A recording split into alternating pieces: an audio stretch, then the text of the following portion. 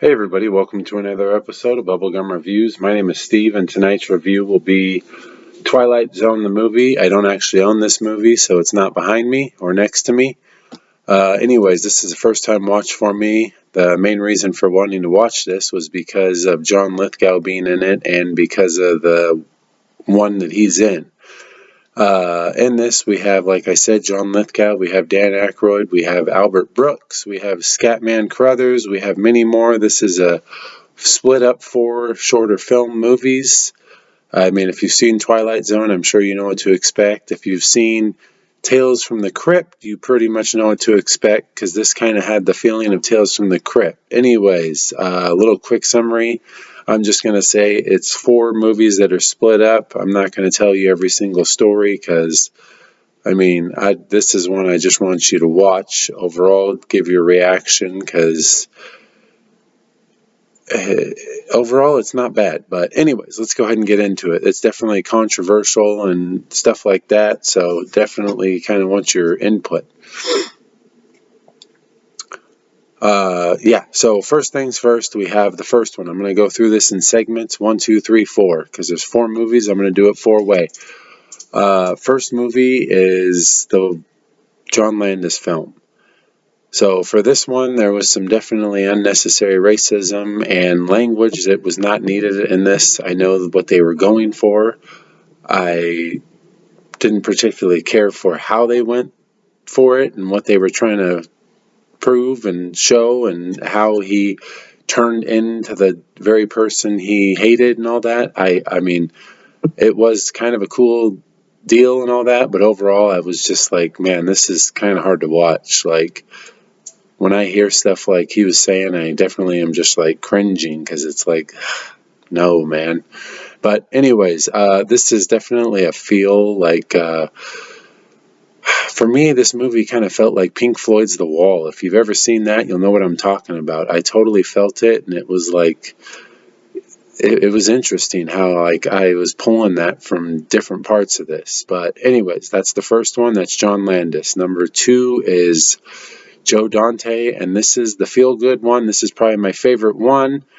Overall, this one did not take any like chances on anything. It played it safe, and overall it played it safe, fiddled with the old heartstrings, and had a feel-good story, and I loved it. Scatman Crothers was in this one. This was a good one. This was Joe Dante. It definitely had a Peter Pan feel to it with what was going on. But yeah, this is the winner for me. Number 3, we have Steven Spielberg, this one. So this one was a little more, what the heck is going on? I'm sitting here trying to follow this. I didn't know what was what for a while, but eventually I figured it out. The uncle, the one that kind of looked like Adam West. I'm trying to remember what it was that I saw Adam West in, where he wears like a sweater and his hair kind of looks like this guy. I kept thinking this guy was like Adam West, but I was like, nah, that ain't him. But overall, it was like an evil cat in the hat situation for me. I was like, this is really weird. I didn't care for it at all. Like, this was definitely a surprising Spielberg choice. I totally feel, I really hope I'm saying who was the right director for which one and everything, because I kind of feel like these are mixed up. But anyways, the 4th one was done by George Miller. This is the one that had John Lithgow. I was mainly wanting to see this because of John Lithgow. After watching it, he did a fantastic job. They definitely captured some of the moments where he had no idea what was going on, so he had an actual scare, like he actually got terrified and stuff like that, so that was cool. The William Shatner one is better. So the one thing that really peeved me on this one was the fact that they literally did not believe him after he's crying wolf a few times about something out there on the wing. Like, you guys can literally open your windows and look outside, especially when he's halfway out there shooting the damn thing and you still don't believe him. Like, what is going on? That was like really frustrating and annoying. But overall, it was an entertaining one. It would definitely be my second favorite. This was pretty fun.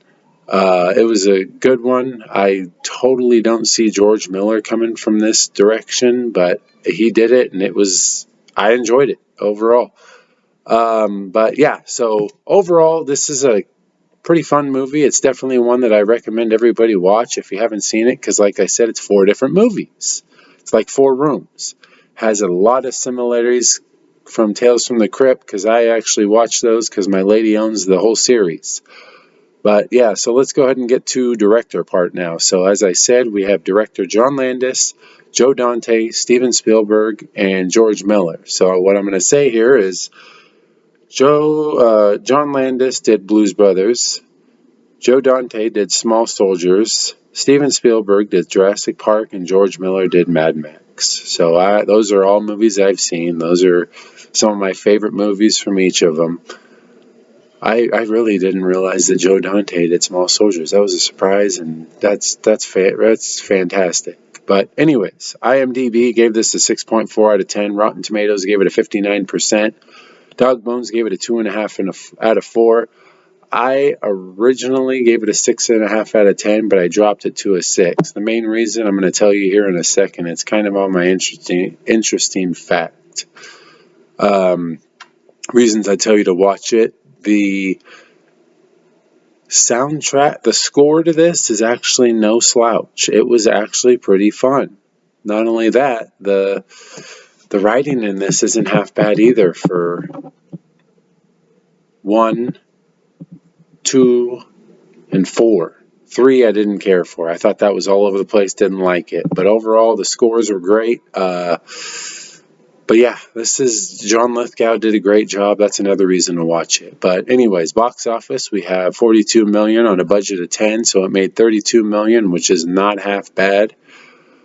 Okay, so my interesting fact is more along the lines of the controversy that surrounds this movie, which this is the main reason I didn't give it a higher score. I feel like I should have cut it even more just because I feel like it's kind of messed up what they did.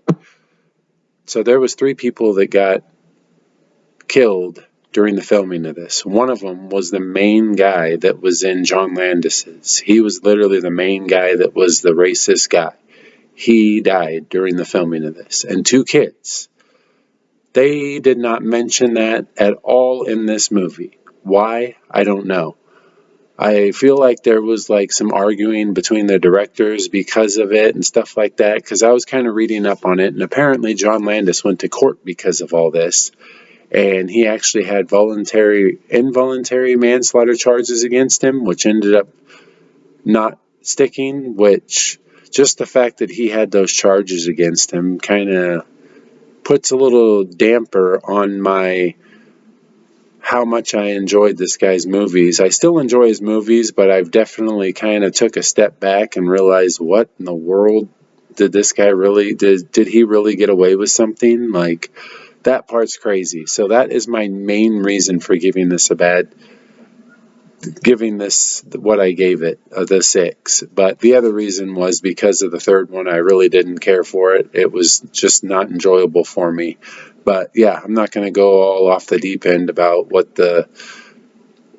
happened and the controversy surrounding the movie. If you want to read up more on it, check it out, man. It's pretty crazy. You're going to really get into stuff and be like, what in the world happened? But at the same time, how often does this actually happen and they just sweep it under the rug or whatever? Let's hope that doesn't happen, because this is crazy.